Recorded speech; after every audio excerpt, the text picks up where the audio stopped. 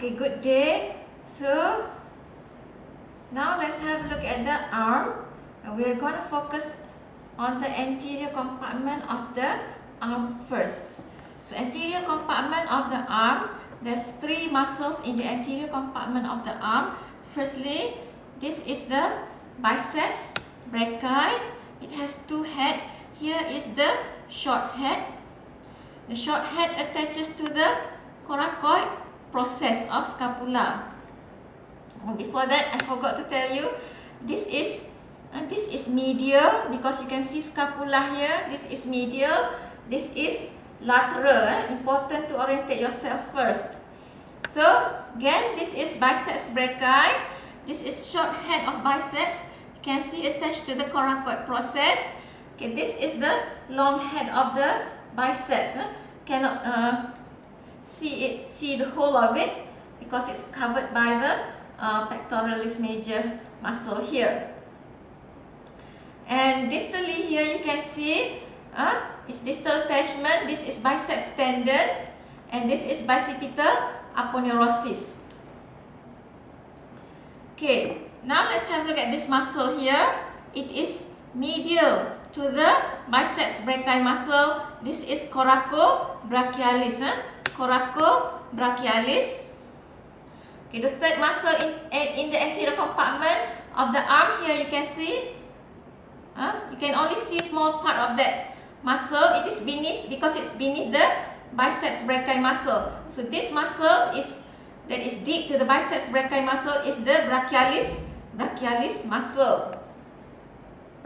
Okay, now let's have a look at before that, let's have a look at this artery. Okay, you can see this artery here. This is brachial artery, in between the nerves here. This is the brachial artery. So now let's have a look at the posterior compartment of the arm.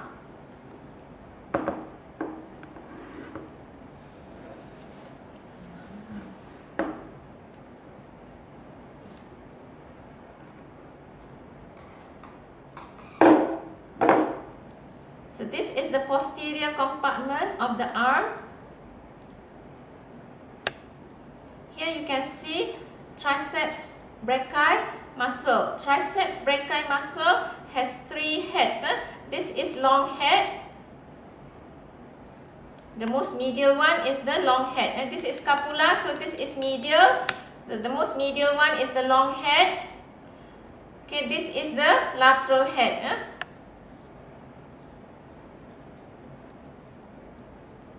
So now let's remove the deltoid muscle. So you can see the complete lateral head. If we remove the lateral head, you can see deep to the lateral head is the medial head. Medial head of the triceps brachii. Okay, I don't know if you can see this. Can you see this artery here? This artery here. This artery is the this artery is the deep artery of arm that accompanies this nerve. This nerve is the radial nerve. This radial nerve and deep artery of arm, it courses in the radial groove.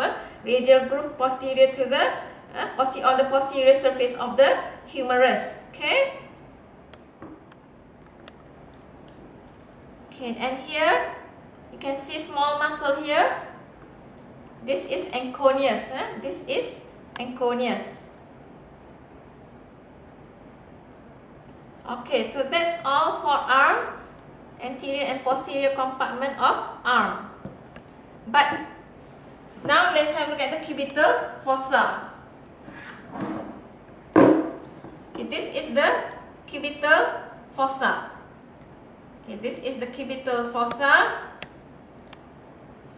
Okay, superior boundary is an imaginary line from medial epicondyle. This is medial epicondyle to the lateral epicondyle. Superior boundary of the cubital fossa. Okay, medial boundary is the pronator teres. Lateral boundary is the brachioradialis.